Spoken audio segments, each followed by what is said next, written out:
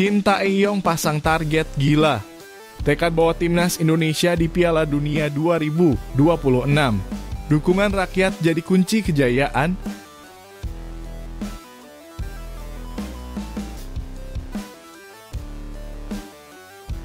Detik-detik pemantauan Shin Tae-yong.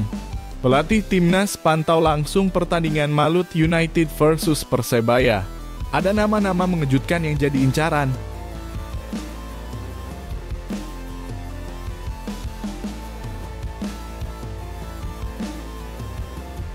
Shin Tae-yong putuskan Elkan Bagot dan pemain Persebaya tak masuk skuad timnas. Kejutan besar jelang kualifikasi Piala Dunia 2026.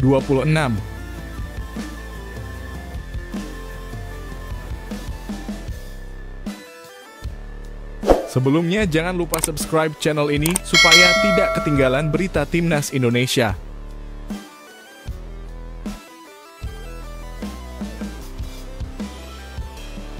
Shin Tae-yong pasang target gila. Tekad bawa timnas Indonesia di Piala Dunia 2026. Dukungan rakyat jadi kunci kejayaan. Shin Tae-yong, pelatih kepala timnas Indonesia asal Korea Selatan, kembali menunjukkan ambisi besarnya dengan tekad kuat membawa skuad Garuda tampil di Piala Dunia 2026. Lewat unggahan di akun Instagram pribadinya, Shin Tae-yong mengungkapkan bahwa persiapan serius telah dimulai. Dengan fokus utamanya adalah menempatkan timnas Indonesia di panggung sepak bola terbesar di dunia pada tahun 2026 mendatang. Shin Tae-yong tidak main-main dalam hal ini. Dia telah menegaskan bahwa target ini bukan hanya sekadar mimpi, tetapi sebuah misi yang harus diwujudkan. Dengan dimulainya kualifikasi Piala Dunia 2026 dan ASEAN Cup 2024, dia memastikan bahwa semua langkah strategis akan diambil untuk memastikan timnas Indonesia mampu bersaing di level tertinggi. Bagi Shin, membawa merah putih ke Piala Dunia adalah tujuan utamanya saat ini, dan dia meminta dukungan penuh dari seluruh rakyat Indonesia untuk mencapai hal tersebut. Di babak ketiga kualifikasi Piala Dunia 2026 zona Asia, timnas Indonesia akan memulai perjuangan beratnya pada bulan September. Skuad Garuda harus menghadapi dua lawan tangguh dalam waktu singkat, Arab Saudi pada tanggal 5 September dan Australia pada tanggal 10 September. Perjalanan mereka di babak kualifikasi ini akan berlangsung hingga pertengahan tahun depan, di mana posisi dua besar di grup menjadi target utama untuk lolos langsung ke Piala Dunia 2026. Namun, jika timnas Indonesia tidak dapat mencapai posisi dua besar, mereka masih memiliki peluang untuk melaju ke babak berikutnya dengan syarat minimal finish di posisi keempat. Tantangan besar menanti di grup C, di mana timnas Indonesia harus bersaing dengan raksasa-raksasa sepak bola Asia seperti Jepang, Australia, Cina, Bahrain, dan Arab Saudi. Shin Tae-yong sangat menyadari bahwa persiapan harus dimulai sejak dini. Oleh karena itu, skuad timnas Indonesia dijadwalkan untuk mulai latihan intensif pada akhir bulan ini. Hingga saat ini, Dimas Drajat menjadi satu-satunya pemain yang sudah menerima panggilan resmi untuk bergabung dengan tim. Panggilan ini diumumkan oleh klubnya Persib yang menyebutkan bahwa Dimas harus bergabung dengan skuad Garuda pada tanggal 31 Agustus 2024. Dengan segala persiapan yang telah dimulai dan dukungan yang terus mengalir dari seluruh penjuru negeri, Shin Tae-yong dan timnas Indonesia bersiap untuk mewujudkan mimpi besar mereka. Tekad kuat ini seolah menjadi pesan yang menggema di hati seluruh rakyat Indonesia. Bersama-sama kita bisa membawa merah putih terbang tinggi di Piala Dunia 2026.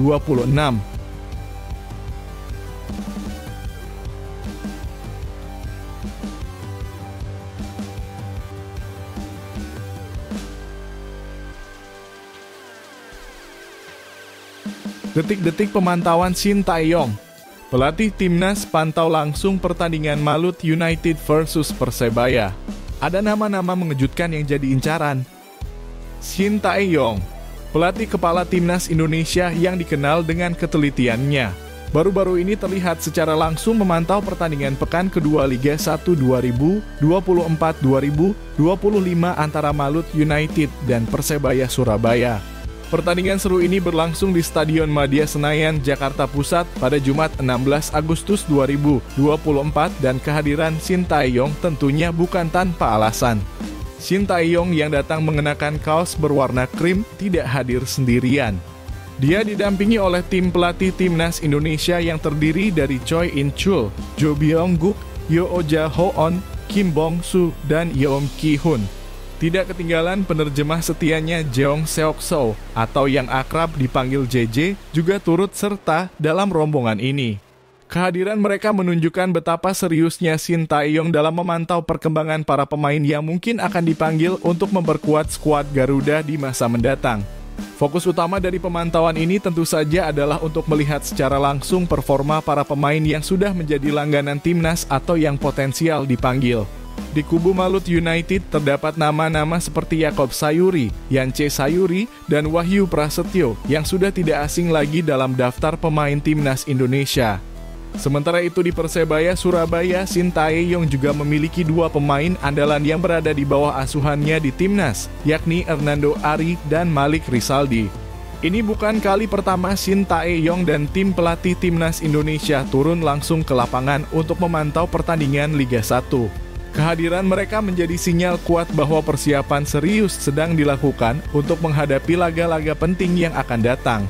Pada bulan September mendatang, timnas Indonesia akan menghadapi dua pertandingan krusial di grup C putaran ketiga kualifikasi Piala Dunia 2026 zona Asia. Tim Merah Putih dijadwalkan bertarung melawan Arab Saudi pada tanggal 5 September 2024 di Stadion King Abdullah Jeddah. 5 hari kemudian, mereka akan menghadapi Australia di Stadion Utama Gelora Bung Karno Senayan, Jakarta Pusat. Untuk menghadapi tantangan ini, Shin Tae-yong telah merencanakan pemanggilan pemain yang akan dimulai pada tanggal 29 Agustus 2024 di Jakarta. Setelah semua pemain berkumpul dan menjalani latihan intensif, timnas Indonesia dijadwalkan berangkat ke Arab Saudi pada 1 September 2024. Dengan segala persiapan yang matang dan pantauan langsung dari Shin Tae-yong, harapan besar tentunya mengiringi langkah timnas Indonesia menuju Piala Dunia 2026.